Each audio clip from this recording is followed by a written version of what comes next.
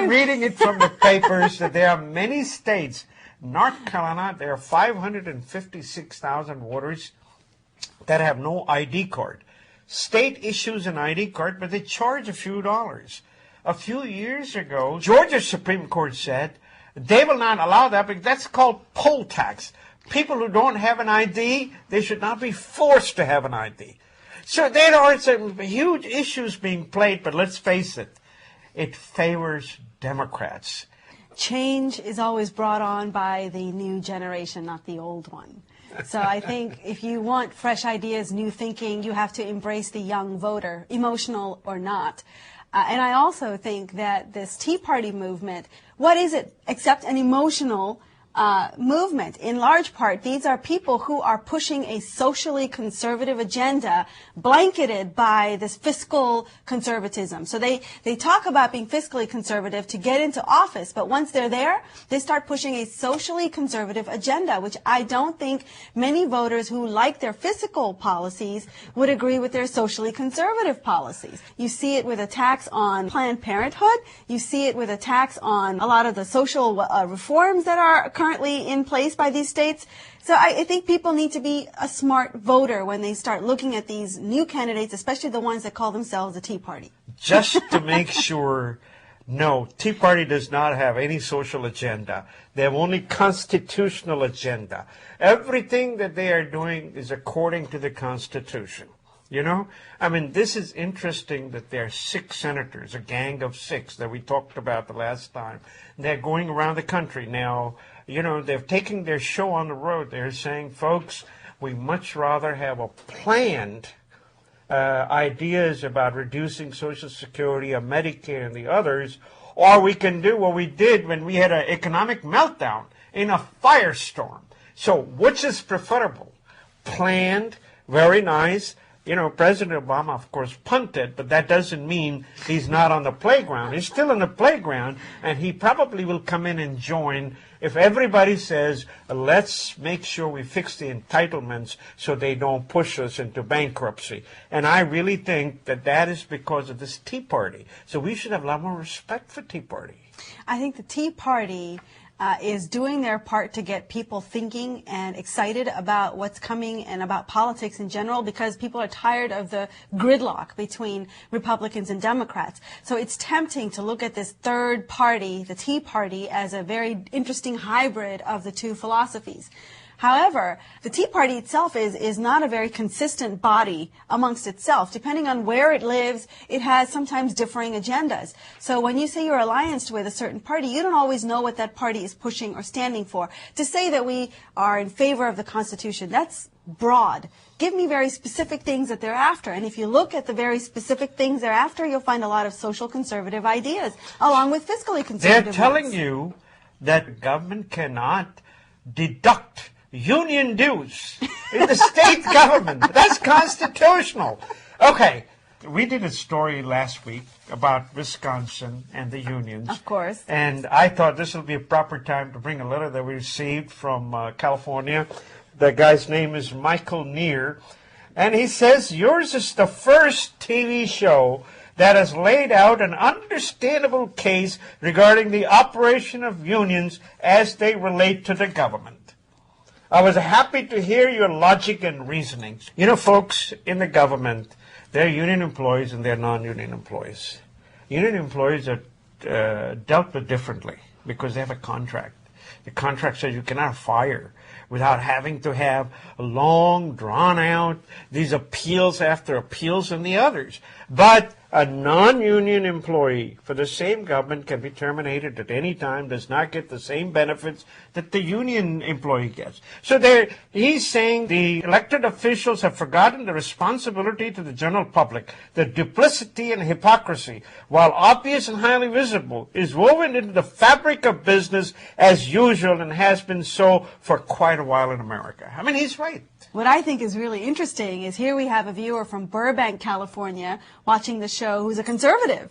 Yeah, and you know, couple things we agree with him, couple things we do not agree with him. Here's something that we disagree with. He says, I have a positive criticism for your dialogue is to limit the roving center of the discussion.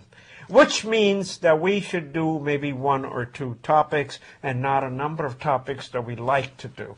Well, Michael, I want to tell you, the show is not based on just take one topic and just grind it to death. Just hit the highlights, move on. There's so many things going on in the world. We just want to be relevant, be part of it. Well, we want people to go out and explore and read the story on their own. Sometimes what we do is we draw the topic out so people realize this is in the mainstream news. This is something that they ought to be paying attention to. But clearly, on a half-an-hour format, it's tough to go back and forth completely and dive into the details of a topic. But we hope that our viewers will do that and write back to us with their opinions and their points. And often we'll discuss those points right here. That's right. Well, moving on, folks, this is a story that caught me by surprise from the New York Times about Governor Bobby Jindal.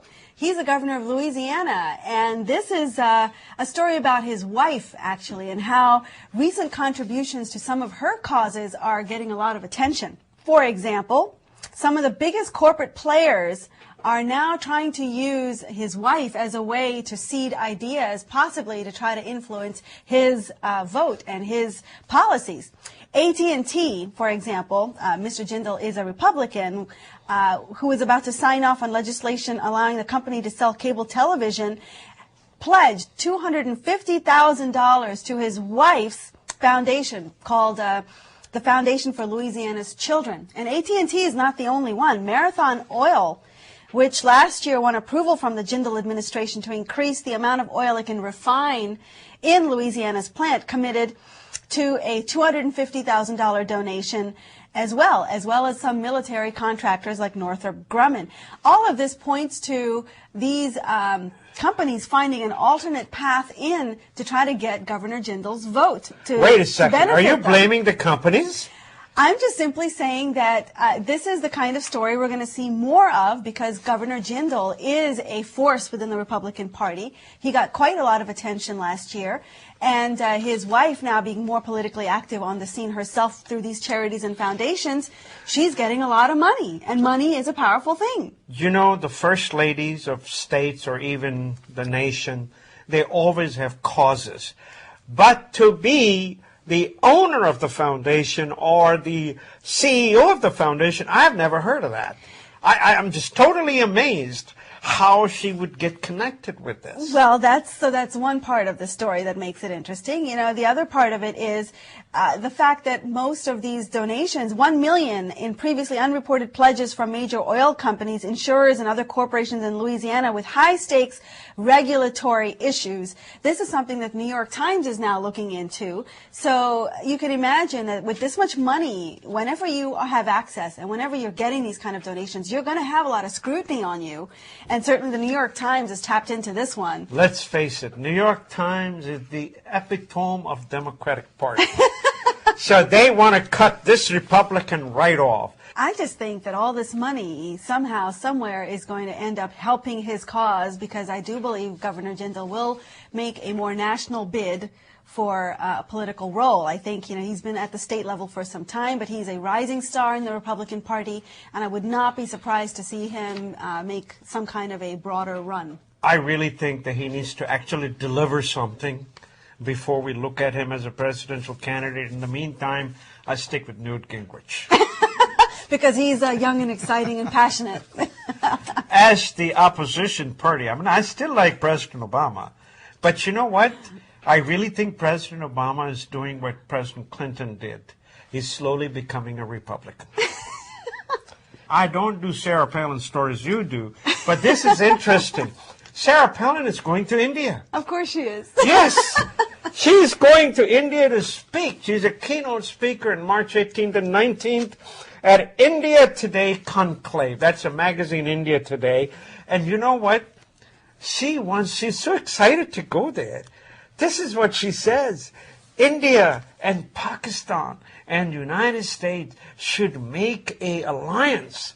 And you know, we should go after because our common enemy is terrorism. You know,